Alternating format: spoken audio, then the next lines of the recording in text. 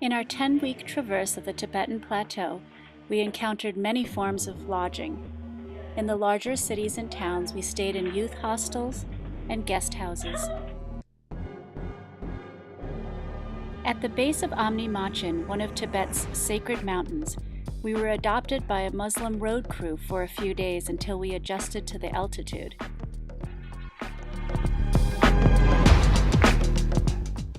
Most of the time, we were in areas so remote that we could throw down our tent and camp anywhere we wished. The views from our campsites were always breathtaking and otherworldly.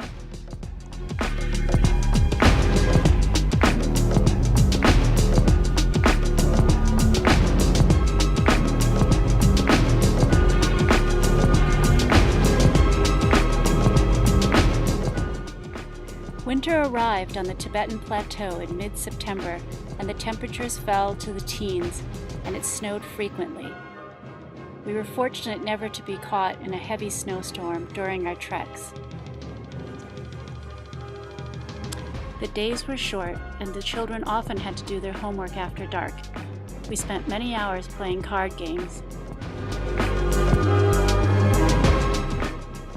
The Tibetans we encountered were forever concerned about our welfare.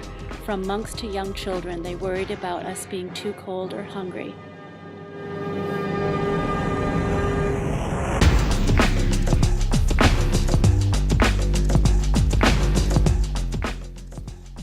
Family camping is always a bonding experience, but even more so in the winter at 15,000 feet, when all we wanted to do was stay warm and huddled together in our tent.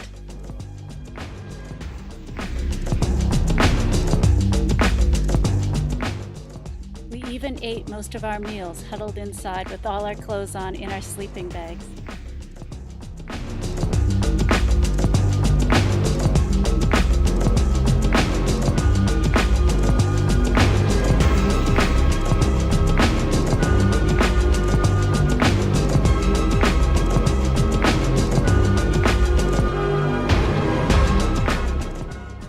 Although we loved our tent, we wished that we had a black yak hair tent like all the nomads, with its fuel store of yak dung, iron stove, and stores of barley.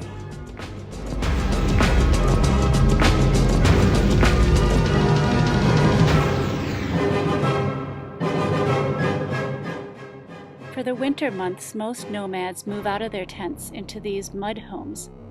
We camped outside this one for a few days, and were invited in often for hot tea and warm stew.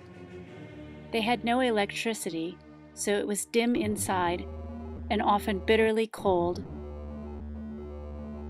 But the warmth of their hospitality always made up for the cold winter temperatures.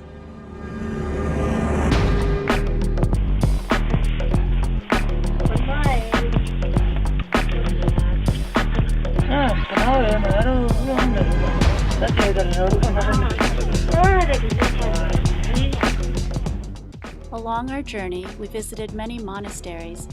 Most of them were willing to take in visitors. At this particular monastery, we were able to share a room with a number of monks and nuns. We also arrived just in time for an 11-day prayer ceremony. The chanting, the drumming, and the praying went on day and night.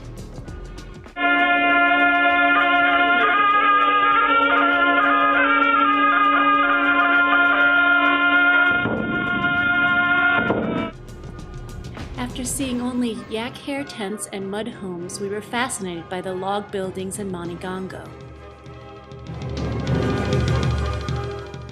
As we traveled south, the houses became larger.